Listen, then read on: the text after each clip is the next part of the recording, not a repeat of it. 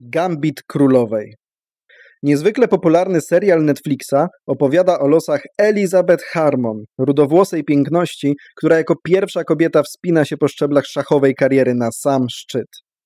Finałem tej drogi okazuje się arcymistrzowski turniej rozgrywany w Moskwie, stolicy kraju szachowych mistrzów. Materiał, który Państwo oglądacie, to jednak nie serialowa fikcja, a najprawdziwsza opowieść o wybitnej Polce, która właśnie w Moskwie miała rozegrać najważniejszy turniej ostatnich lat. Warcaby polskie, zwane też warcabami międzynarodowymi, to odmiana warcabów na stupolowej warcabnicy, która jest znaną w świecie dyscypliną sportową. Mistrzostwa świata w warcabach stupolowych odbywają się co roku w zmiennej formule. W latach nieparzystych jest to turniej rozgrywany systemem kołowym, a w parzystych o tytule decyduje mecz pomiędzy aktualną a poprzednią mistrzynią świata. Polka Natalia Sadowska w 2015 roku uzyskała prawo gry w meczu o tytuł najlepszej warcabistki globu, a szansę tę wykorzystała rok później, pokonując w Karpaczu reprezentującą Holandię Olgę Kamyszlejewą, zostając pierwszą w historii Polski mistrzynią świata.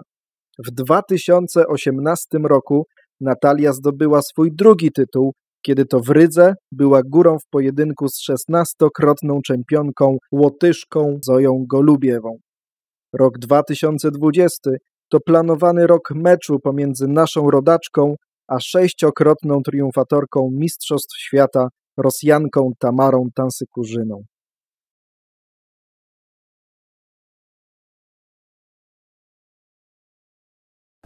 Witam Cię, Natalia. Cześć, Damian. Opowiedz proszę widzom, jak przebiegała organizacja meczu od samego początku. Początek sięgał już lipca 2019 roku i wtedy pojawiły się pierwsze rozmowy między Polską a Rosją. Wtedy tak naprawdę Rosja wyszła już z inicjatywą, jako że po swojej stronie mieli mistrzynię świata. No i jako że Rosja miała sponsora po swojej stronie, stwierdzili, że tak łatwo nie będzie. Nie oddadzą wszystkich pozyskanych sponsorskich pieniążków i chcą, żeby też polska strona znalazła jakiekolwiek środki na nagrody finansowe. Po jakimś czasie, po 2-3 miesiącach w Polsce szczęśliwie znalazł się sponsor i na super sumę wszystko szło fajnie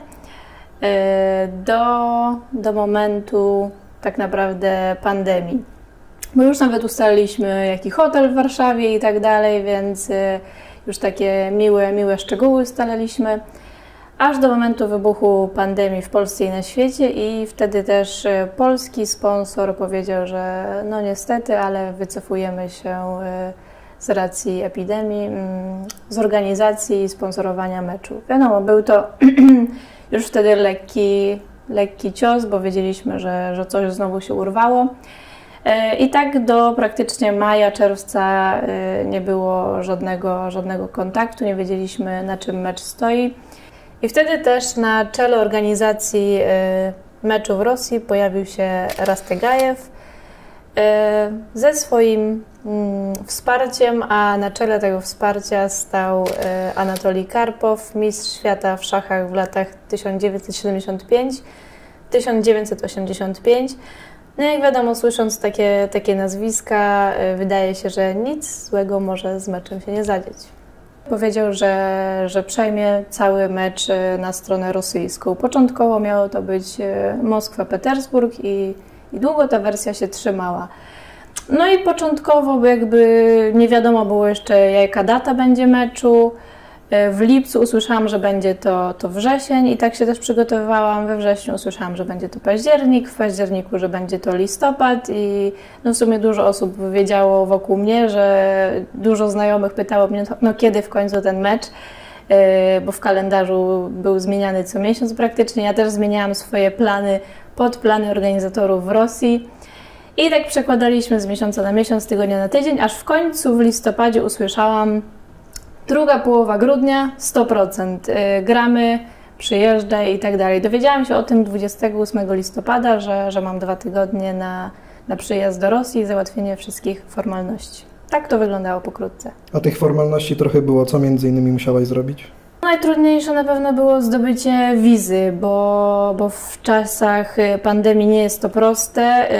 Rosja nie wpuszcza turystów, że tak powiem, na swoje terytorium. Trzeba mieć jakiś ważny cel. Wpuszczają jedynie osoby do pracy, które mają wizy Ministerstwa Spraw Wewnętrznych i tak dalej. Ja potrzebowałam Ministerstwa Sportu oczywiście, zaproszenie i wizę sportową, więc z tym też nie było do końca tak łatwo, bo tak naprawdę wizę dopiero otrzymałam w piątek, a w sobotę był wylot, więc troszkę musiałam się jeszcze nastresować. No i do tego test koronawirusa ważny 72 godziny w Rosji, ale wiadomo, tutaj szybko załatwiłam sprawę.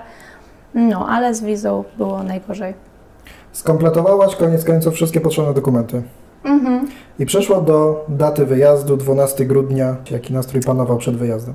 Nastrój w sumie był fajny. Może jedynie to, że nie będę na święta w domu, był to mały minusik, ale wiadomo, u sportowców to normalne. Więc nastrój był fajny, bo czekałam cały rok czekałam na ten mecz. Przygotowałam się długo z moim trenerem, więc tak naprawdę nie mogłam się doczekać.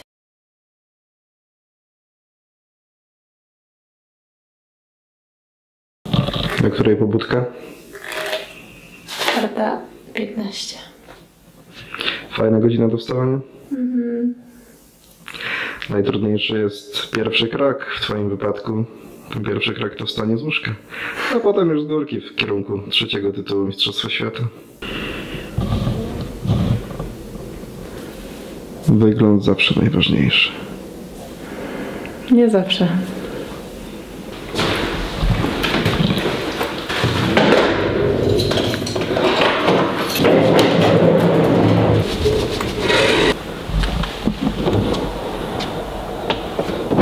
Janosiki, hej, jadą w saniach panny, przy nich Janosiki. Nic tak nie pobudza jak porcja śpiewana z rana. Galeria Mokotów śpi. Hobbici, żeby spełnić swoją misję i zniszczyć pierścień w górze przeznaczenia, wyruszali w kierunku Mordoru. My teraz mijamy Mordor, więc niejako z niego wyruszamy, żeby z kolei pierścień, a właściwie koronę na swojej głowie usadzić mogła Natalia Sadowska po raz 3 w swojej karierze. No wow.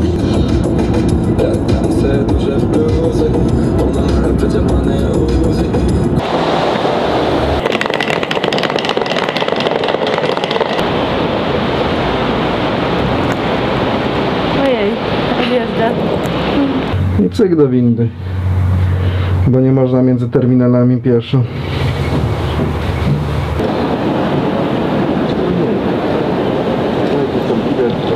Uśmiecham się jak coś. 7:30.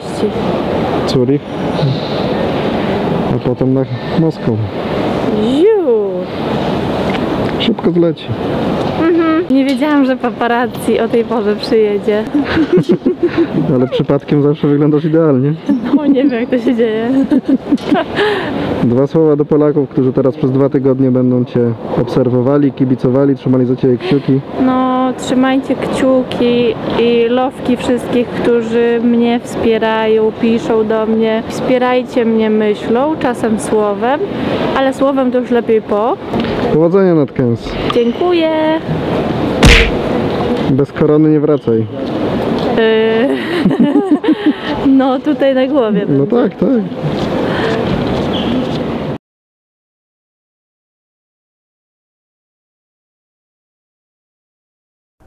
Wylot z Warszawy, kierunek Zurich, dlatego że nie było bezpośrednich lotów do Moskwy. No i tam pierwsza informacja, pierwszy incydent. Dowiedziałaś się w Szwajcarii o tym, że twój trener Ewgenij Watutin nie został przepuszczony przez białorusko-rosyjską granicę. Jak przyjęłaś tę informację i jakie były twoje obawy, bo chyba one się wówczas zaczęły pojawiać? Tak, pamiętam, że odczytałam jego maila w Zurychu, że musiał się cofnąć z granicy białorusko-rosyjskiej. No po pierwsze zmartwiłam się, bo nie jest już mój trener nie jest już nastolatkiem i ma pewne problemy zdrowotne, więc w pierwszym momencie były to tego typu obawy.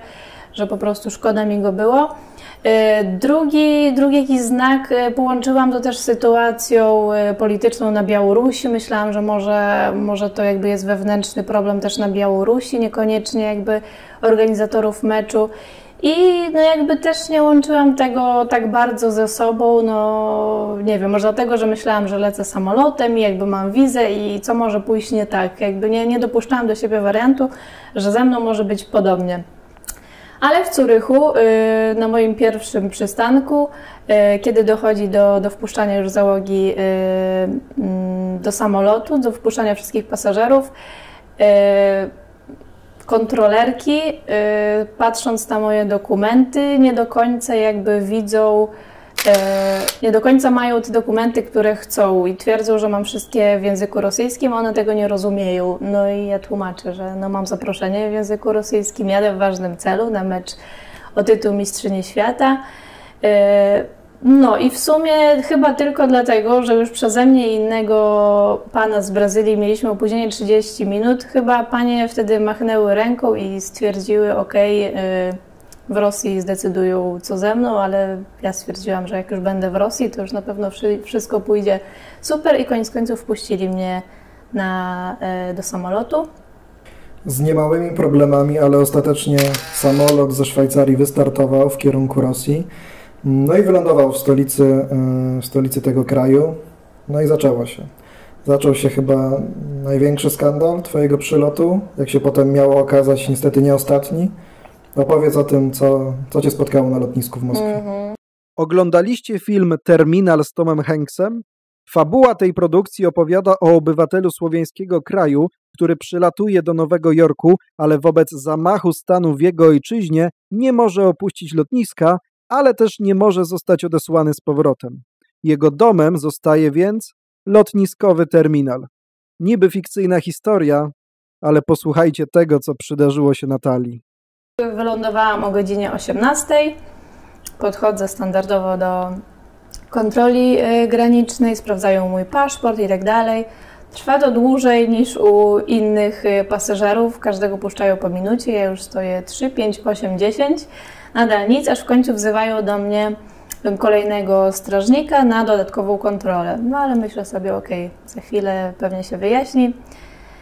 No i tak chodziłam od jednego do drugiego. Potem czekałam 4 godziny bodajże, od tej 18 do 22, aż w końcu poinformowano mnie, że niestety, ale dzisiaj nie opuszczę lotniska. No i sobie myślę, no jak to tak? Po drugiej stronie dodam, po drugiej stronie lotniska już czekała na mnie Nika Leopoldowa, czyli moja sekundantka i przyjaciółka, która ciągle wypisywała, no kiedy już cię wypuszczą, my tutaj robimy co możemy. Wtedy ona była po drugiej stronie właśnie z Rastiegajewem, z organizatorem turnieju, no ale poinformowano mnie, że przyjdzie mi noc spędzić na lotnisku, ale od razu strażnik zaznaczył, że wszystko będzie zapewnione, będę miała hotel, wyżywienie, krzywda mi się nie będzie działa i spokojnie. Sobie myślę, no okej, niefajna sytuacja, ale skoro dadzą mi gdzie spać, miejsce do spania, jedzenie, no jakoś przetrwam tę jedną noc. No nic strasznego, nic jakby nie zachwieje równowagi meczu i tak dalej, mojego spokoju, więc stwierdziłam, że przetrwam to. No i tak czekałam kolejne godziny, aż mnie zaprowadzą do hotelu, ale niestety żadnego hotelu nie było. Poszłam do strażniczki, pytam, no proszę panią, już tutaj troszkę czekam, obiecano mi hotel. Strażniczka patrzy na mnie takim wzrokiem, ale no, kto ci obiecał ten hotel? No pani kolega tutaj, nie wiem jak się nazywa, poprzednik. Nic podobnego, nie dostanie pani żadnego hotelu, proszę tutaj na krześle sobie czekać. I tak myślę sobie, no okej, a mogę zapłacić za hotel, za VIP-lożę, cokolwiek wynająć? Nie może pani, nic pani się jakby nie należy, wy tutaj musicie czekać w tej sali i tyle, to jest wasza poczekalnia i nigdzie nie możecie się ruszyć. No i wtedy pierwszy raz tak naprawdę tego wieczoru, to było po północy, pierwszy raz zaniepokoiłam się, że czeka mnie noc na krześle w poczekalni i mając w głowie to, że za kilka dni mam zacząć najważniejszy turniej tego roku, tak naprawdę najważniejszy turniej ostatnich 2 lat.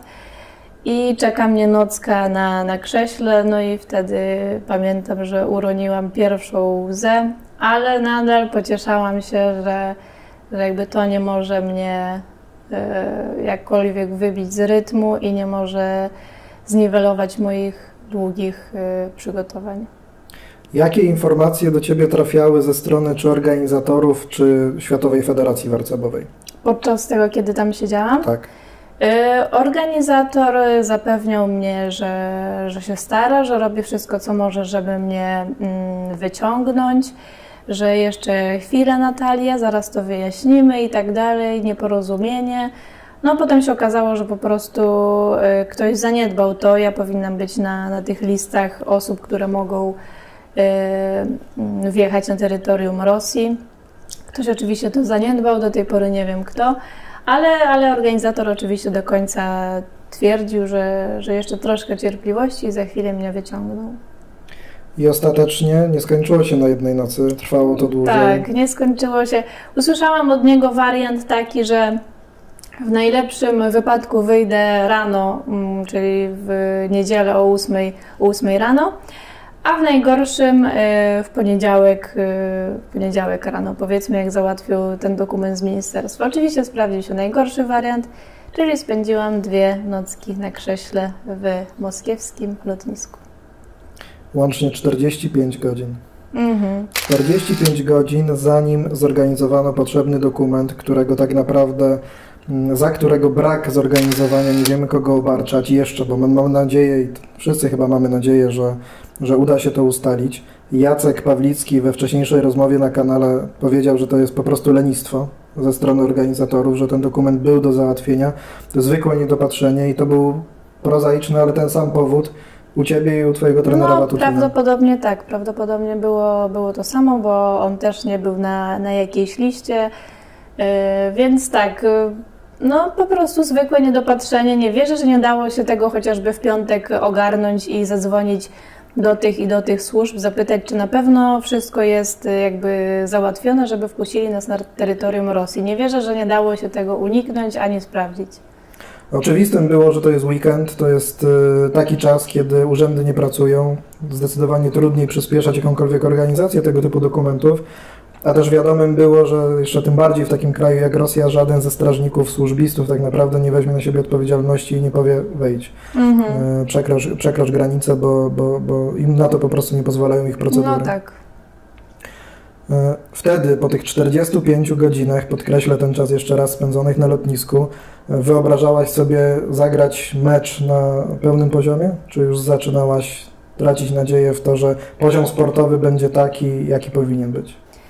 Myślałam raczej w ten sposób, że jestem jednak jeszcze młoda i powiedzmy 2 kolejne dni na odpoczynek powinny dać mi dojść do siebie. Wiadomo, że może to nie byłoby jeszcze 100%, ale jakoś nie martwiłam się o swoją kondycję fizyczną. Byłam dobrze przygotowana i fizycznie, i mentalnie, więc może bardziej się bałam o ten mentalny wariant, ale koniec końców byłam dobrze nastawiona, myślałam pozytywnie i myślę to mi... No i też dostawałam bardzo dużo wsparcia, za które już dziękuję. I myślę, że byłam gotowa. Gdyby organizacja wtedy dobrze o mnie jakby zadbała i miałam tam na miejscu dobre wsparcie, żadnych zmartwień, żadnego stresu, myślę, że byłabym w stanie zagrać ten mecz na dobrym poziomie. No właśnie, mówisz organizacja tam na miejscu.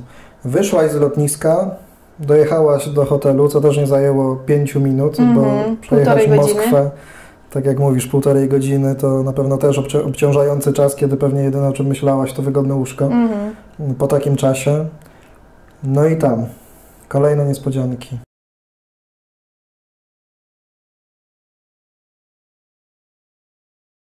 Jakbyś mogła teraz widzom krok po kroku opisać, jakie kolejne gromy na Ciebie spadały, jakie niewiadome, co po kolei się działo, no i przybliżyć nam na pewno postać Rastagajewa, którego na pewno dzisiaj będziemy wspominać niejednokrotnie.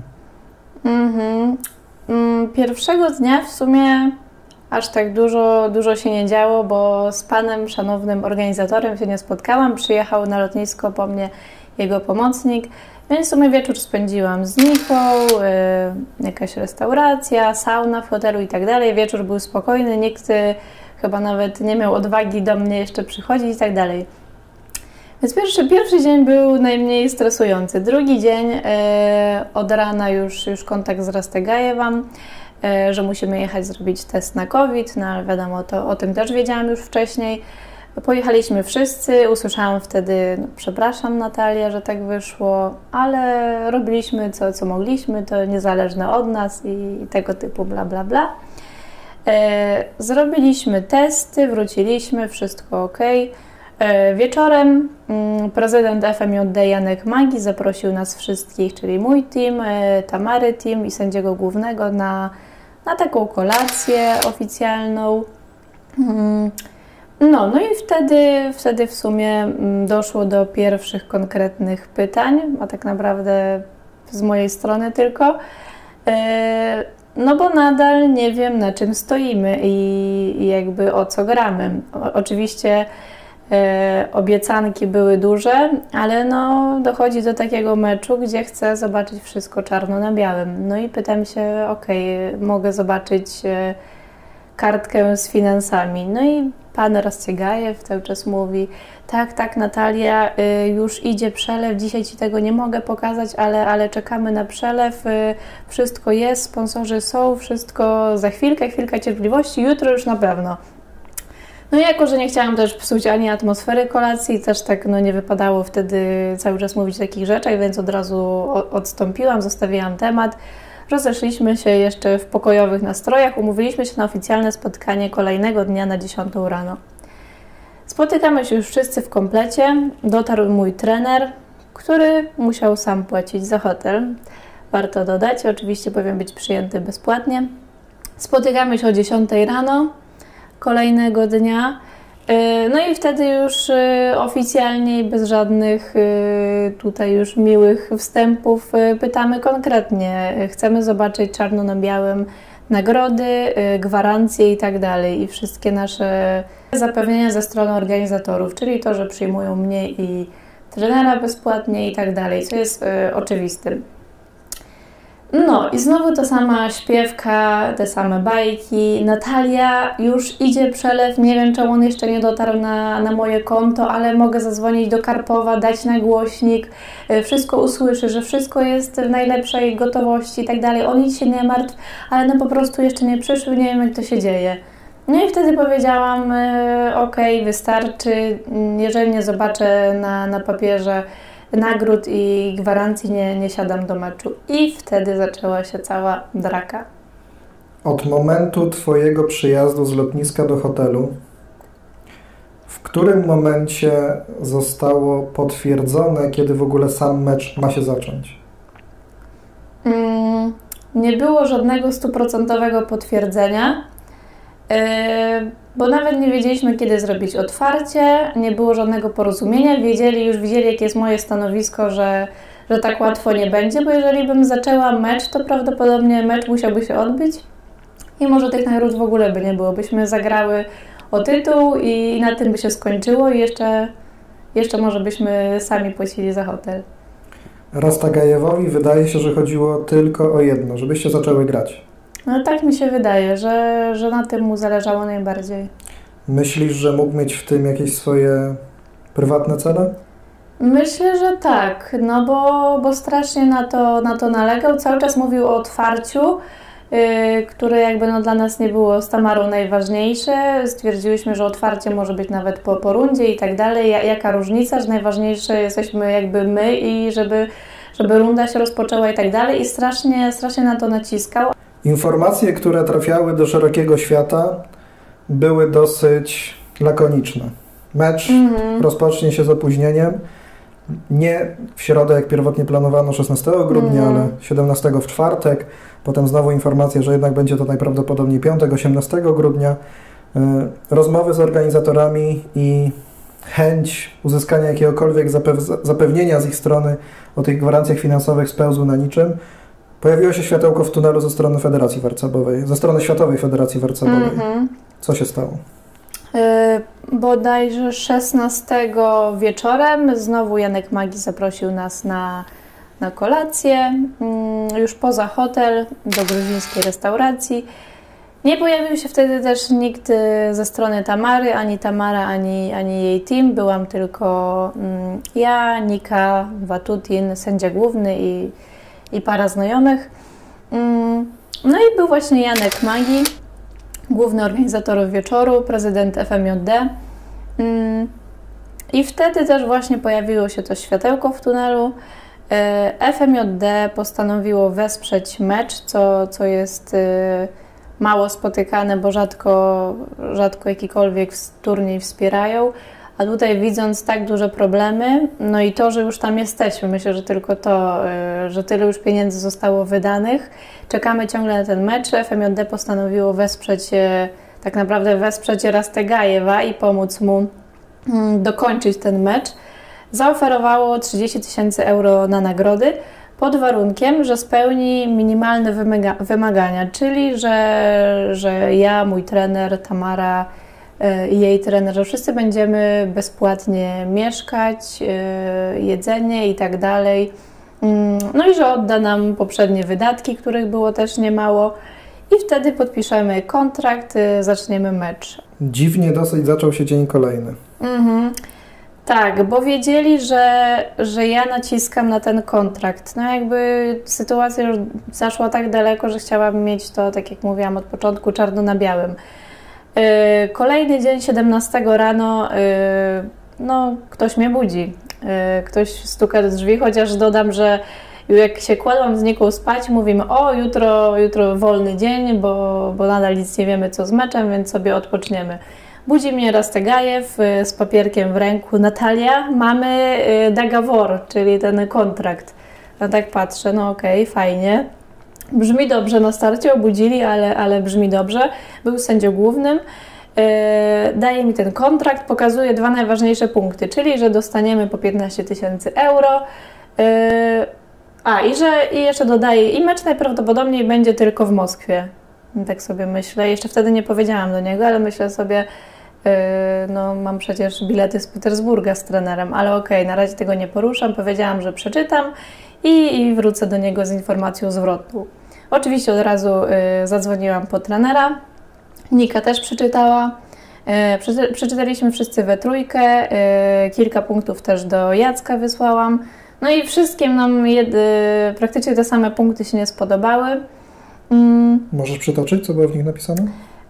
No wszystko było takim, wiadomo, prawniczym językiem i po rosyjsku, ale między innymi, że w razie, tak w skrócie, w razie jeżeli coś pójdzie nie tak, czy któraś ze stron się wycofa, organizator jakby nie zwraca żadnych kosztów i nie jest odpowiedzialny niczemu, tylko cała odpowiedzialność spada na zawodniczki.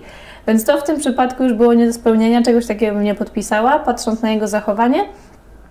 Ale były punkty o tym, że przyjmuje nas za darmo, trenera, zawodniczkę i tak dalej, więc stwierdziliśmy, okej, wszystko jakby w kontrakcie jest dobrze, przyjmie nas za darmo, nagrody będą, pozostaje jedynie kwestia zwrócenia nam dotychczasowych kosztów, które ponieśliśmy, a nie powinniśmy byli ponieść. Te rozmowy, które trwały przez te kilka dni, negocjacje i próby wyciągnięcia zapewnień ze strony organizatorów, to jest na pewno element meczu, a no właściwie jego organizacji, w które ty jako zawodniczka zdecydowanie nie powinnaś być wciągnięta. To obarczało ciebie stresem i dodatkowo głowę przemyśleniami, czy w ogóle dojdzie do meczu i jeżeli by faktycznie do niego doszło, ja już sobie nie wyobrażam tego, żebyś mogła zagrać to na poziomie, który był adekwatny do tego, co byś pokazała przy bezstresowym pojedynku. Nie tylko o tobie mówię, ale mówię też oczywiście o twojej przeciwniczce, Tamarze Tansykurzynie. Twój trener Jewgenij Watutin, chcąc cię odciążyć tym, co już spadło na ciebie, poszedł z tą umową do organizatora, wypytując o te punkty, które budziły wątpliwości. Czy wiesz, jak Rastagajew na to zareagował?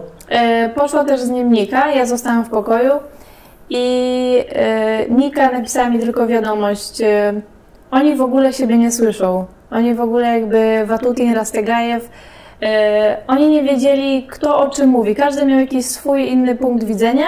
Watutin mówi jedno, Rastegajew odpowiada w ogóle zupełnie związane z tematem na drugie.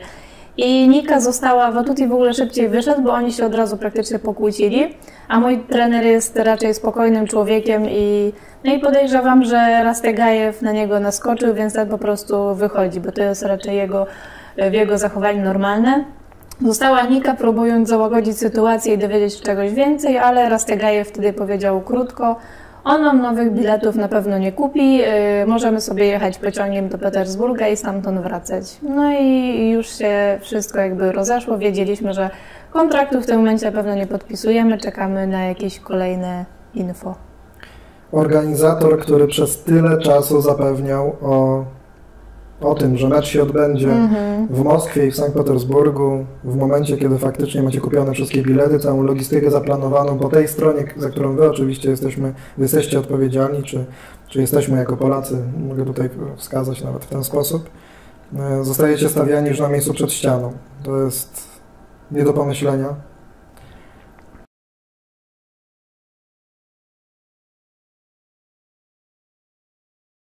No i ostatni rozdział tej historii.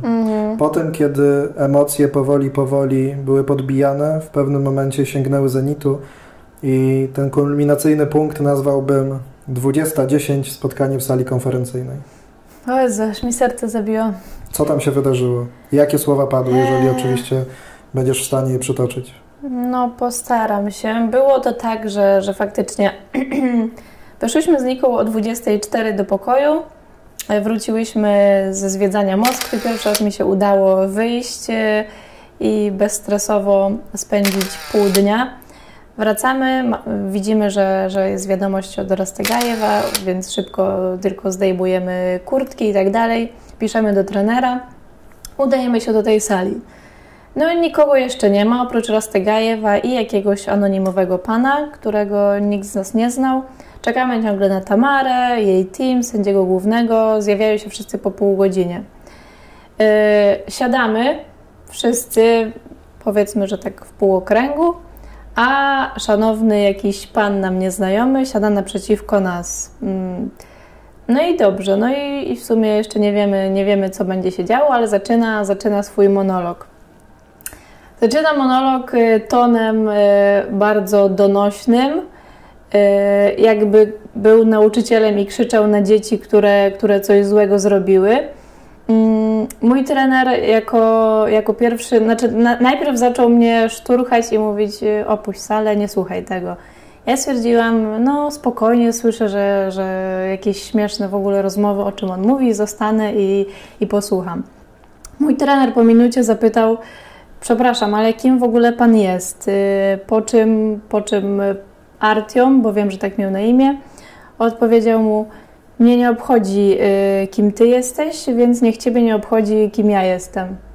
Trener postawił oczy, wstał, wyszedł. Myślałam, że całkiem wyszedł, że pójdzie do pokoju, ale zobaczyłam, że kręcił się po korytarzu.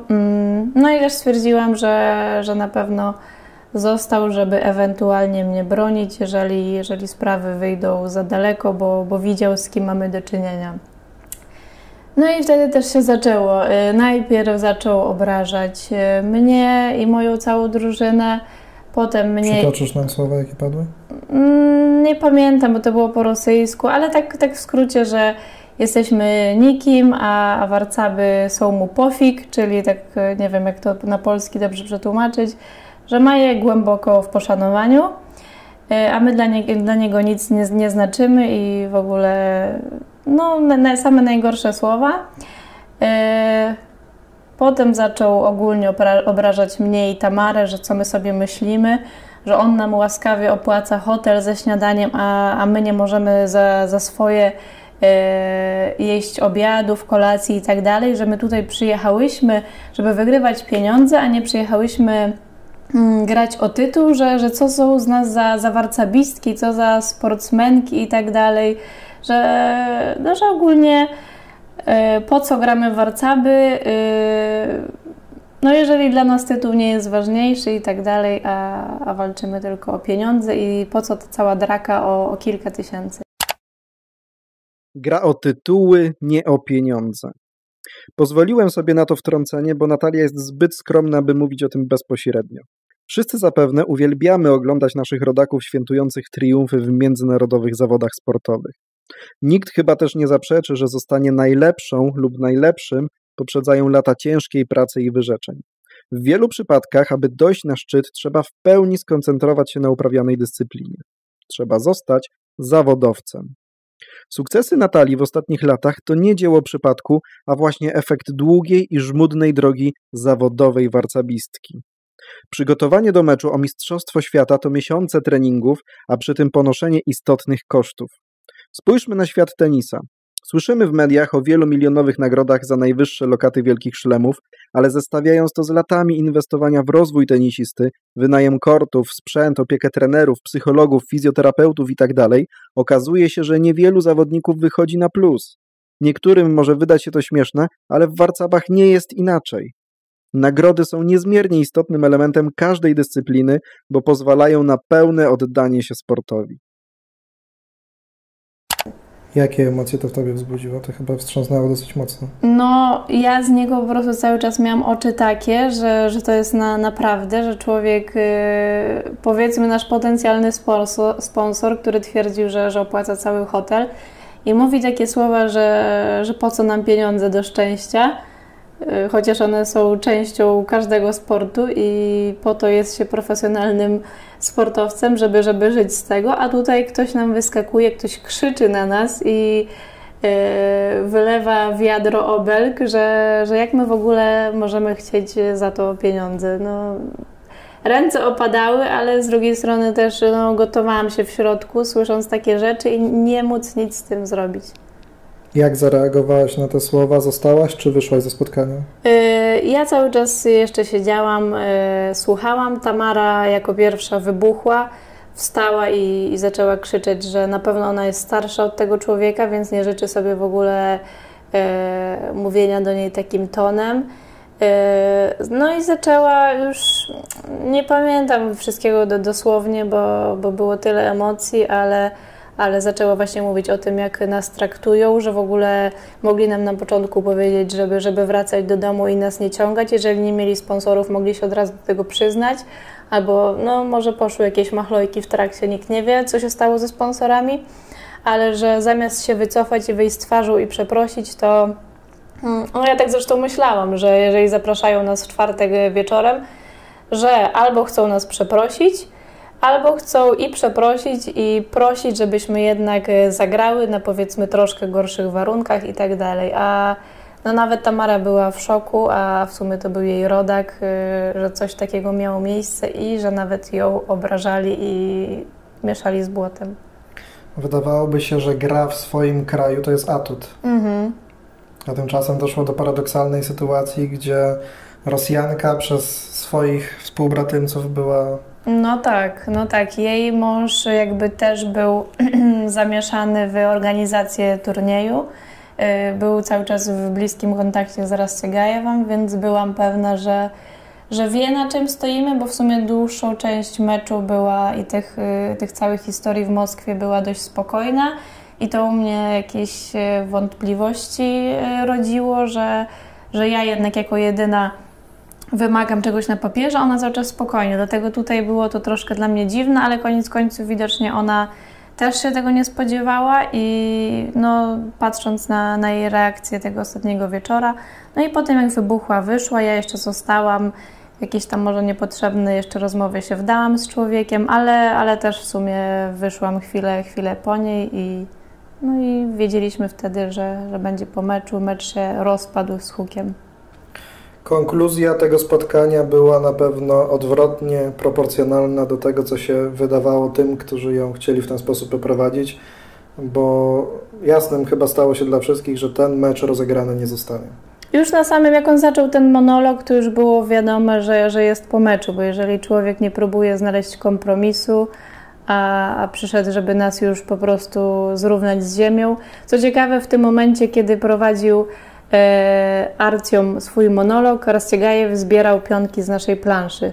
Czyli to jeszcze było, bo to było na naszej sali gry potencjalnej. Stał sobie 10 metrów dalej i spokojnie zbierał wszystkie pionki z naszej elektronicznej planszy i nie odezwał się słowem. Więc to było takie powolne spuszczanie powietrza. Czy sam Rastagajew w jakikolwiek sposób jeszcze do tych zdarzeń, do tego spotkania w sali konferencyjnej się odniósł? Jeszcze jakieś słowo padło z jego strony? Nie, w ogóle. I do dzisiaj rozumiem, a kiedy nagrywamy to tuż przed Wigilią, nie otrzymałaś od niego żadnego słowa przepraszam, żadnej wiadomości wyjaśniającej, żadnej próby podjęcia tego tematu, żeby chociażby w stosunku do ciebie, zawodniczki walczącej o tytuł, mającej walczyć o tytuł mistrzyni świata, nie odniósł. Nie, nikt się nie odniósł do tego, nikt nie powiedział ani do widzenia, ani przepraszam, żadnego takiego słowa. I ktokolwiek z Federacji Rosyjskiej również? Jeszcze nie. Mniej więcej równolegle do waszego spotkania o 20:10 prowadziłem live'a na kanale, gdzie połączyłem się z Jackiem Pawlickim. Jacek to dyrektor turniejowy Światowej Federacji Warcabowej, który też można powiedzieć z ramienia Polski bardzo mocno wspierał twój wyjazd, był tym medium negocjacyjnym, organizacyjnym i tak samo wziął na siebie odpowiedzialność za zorganizowanie twojej podróży i twojego trenera, więc jego pomoc, jego działania w tym wszystkim są nieocenione i samo to, że był wielkim buforem emocjonalnym dla ciebie, żebyś możliwie nie musiała tego wszystkiego brać na siebie.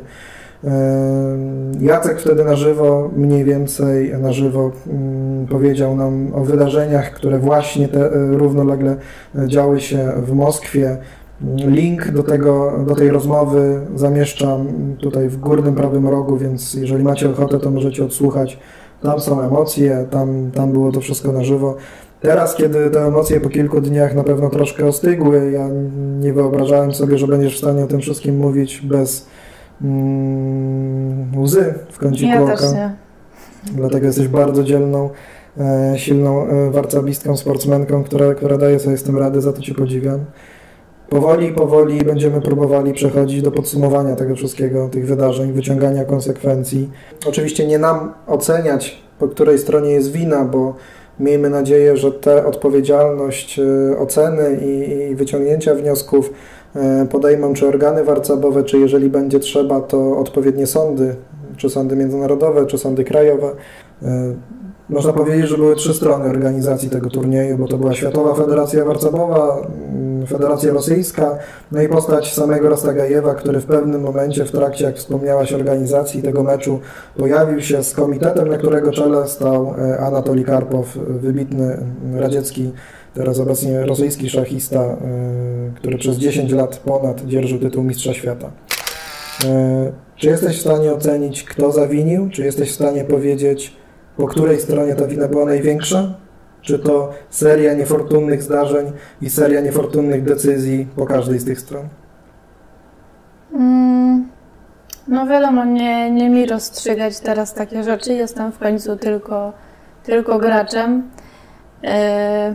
Ale tak patrząc z perspektywy czasu, na pewno jako pierwsza federacja warcabowa w Rosji, bo to ona oddała mu w ręce całą organizację meczu. Więc oddając człowiekowi organizację tak wielkiego przedsięwzięcia, no powinni też chyba sprawdzać, co się dzieje pod ich pieczątką, pod ich podpisami, bo tak naprawdę na wszystkich oficjalnych dokumentach jest Federacja Warcabowa Rosji, a nie Rastagajew, więc koniec końców odpowiedzialność będzie Federacja ponosiła tak czy siak, a nie jeden człowiek. Na pewno drugą rzeczą będzie też odpowiedzialność FMJD, Federacji Światowej Warcabów, no bo to też jest, każdy turniej międzynarodowy jest pod ich skrzydłami, tak, więc oni też powinni kontrolować, co się dzieje i nie powinno być sytuacji, że ja, zawodnik, dopytuję się o jakikolwiek kontrakt i wszystkie gwarancje na papierze. To powinno już być ustalone z góry przed meczem i ja jako zawodnik nie powinienem się tym stresować, zajmować, tylko przyjechać, odpocząć, siadać do partii, zaczynać mecz i zajmować się jakimiś ewentualnie przyjemnymi rzeczami. A tutaj mi przyszła rola, żeby zajmować się organizacją i rozstrzyganiem sporów, więc na pewno bym obarczyła, no jeżeli w ogóle mogę tak mówić, na pewno Światową Federację Warcabów w jakimś stopniu, ale głównie Rosyjską Federację. Musimy też, jak w każdej sprawie sądowej, spróbować określić nasze roszczenia, to czego chcemy się domagać ze strony osób, które zawiniły. Na czym Tobie najbardziej zależy, jeżeli chodzi o konsekwencje, wobec kogo one powinny zostać wyciągnięte i jakie powinny Twoim zdaniem być? No, w tym momencie jest tylko jedno nazwisko, może dwa, ale drugiego nie znam.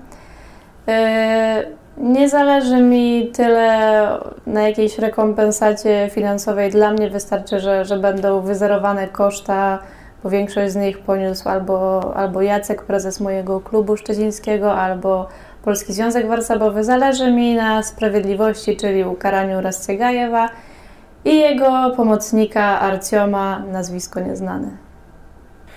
Kończąc już powoli tę rozmowę, która raczej nie nastraja nas pozytywnie, możemy zakończyć faktycznie optymistycznym akcentem, bo słowami Jacka Pawlickiego mecz odbędzie się. To zostało potwierdzone.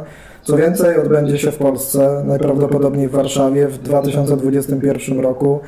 Nie jest to jedyny przypadek, kiedy tytuł danego roku będzie rozstrzygany w kolejnym, z uwagi oczywiście na pandemiczną sytuację, bo spotkało to wiele dyscyplin, ale na swojej ziemi, ze swoimi kibicami, przyjaciółmi, osobami, które będą Cię wspierać, myślę, że będziesz silniejsza, doświadczona tymi wydarzeniami, a my jako organizatorzy tych wydarzeń, tego meczu, przyjmiemy Tamarę, czyli Rosjankę w Warszawie jak królową i tak ją będziemy traktować. Prawie jak mnie. Dając, myślę, dobry przykład organizacji wszystkim innym. I tym, myślę, udowadniając swoją wartość. A propos organizacji meczu, już niedługo, już za kilka miesięcy jesteśmy w trakcie kompletowania listy sponsorów, więc jeżeli ktokolwiek z Państwa, osoba, podmiot albo media, które chciałyby wesprzeć organizację, inicjatywę, zapraszamy serdecznie do kontaktu, na przykład na adres mailowy grajwwarcaby@gmail.com albo bezpośrednio do Natalii Sadowskiej przez jej media społecznościowe. Jeżeli chcielibyście też oczywiście śledzić dalsze wydarzenia, bo o nich będziemy na bieżąco informować i ja na kanale, i Natalia na swoim Instagramie. Subskrybujcie proszę kanał albo zostańcie obserwatorami Natalii na jej Instagramie Natalia Podłoga Sadowska, który właśnie teraz widzicie na ekranie. Natalia, ja wiem, znam Cię na pewno lepiej niż większość widzów oglądających to wideo. Ja wiem, że w tym materiale pokazałaś się w masce, a gdzieś pod tym jest bardzo wrażliwa dziewczyna, która na pewno bardzo mocno to wszystko przeżyła. Nie widzicie Państwo tego pod tym uśmiechem czy półuśmiechem na materiale, ale ja wiem i zapewniam Was o tym, jak głęboko to ją dotknęło, jak głęboko to wszystko przeżyła, więc tym bardziej dziękuję Ci za tę trudną rozmowę, dziękuję Ci za to, że zechciałaś nam się zwierzyć, mimo prób namawiania Ciebie kilkudniowych na to, żeby ten materiał zrealizować.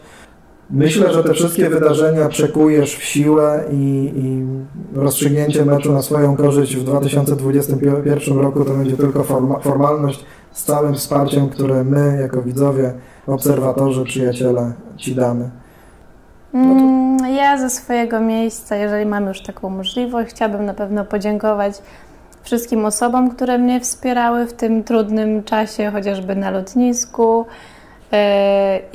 i które życzyły mi powodzenia w meczu. Chciałabym dodać, że nie wszyscy Rosjanie są źli. Miałam bardzo dużo wsparcia ze strony rosyjskiej. Nie będę wymieniać tutaj nazwisk, bo jeszcze Tamara usłyszy. Ale naprawdę bardzo dużo ludzi mnie wspierało, bardzo dużo ciepłych słów dostałam. I dziękuję właśnie tym, którzy wspierali mnie w tych trudnych chwilach. Dziękuję Jackowi, bo wiem, że dużo ze mnie, mimo że przeżyłam tyle, co przeżyłam, to jeszcze po drodze dużo ze mnie ciężaru starał się zdjąć jak najwięcej. Wiem, że też to bardzo przeżywał. Dziękuję też mojemu trenerowi, który wstawiał się za mną cały czas i wiem, że też ciężko mu było, ale też cały mój ból, który ja mogłam tam przeżyć, też próbował częściowo wziąć na siebie. Mam nadzieję, że tak jak Damian powiedział, że co mnie nie zabije, to mnie wzmocni i że koniec końców przebije się to, zmieni się to w coś dobrego. I może nowy, stary mecz to pokaże. Mam nadzieję, że w Warszawie będzie fajnie, będzie dużo widzów, no i że sponsorzy fajnie się znajdą. I liczę, że będzie super atmosfera, super widowisko. Na pewno kanał Damiana też pomoże w oglądaniu meczu, w komentowaniu i będą prawdziwe emocje, a ja od stycznia zaczynam przygotowania. Dziękuję Ci, powodzenia na razie na czas przygotowań, bo życzyć powodzenia w samym meczu myślę, że będzie okazja jeszcze nie raz.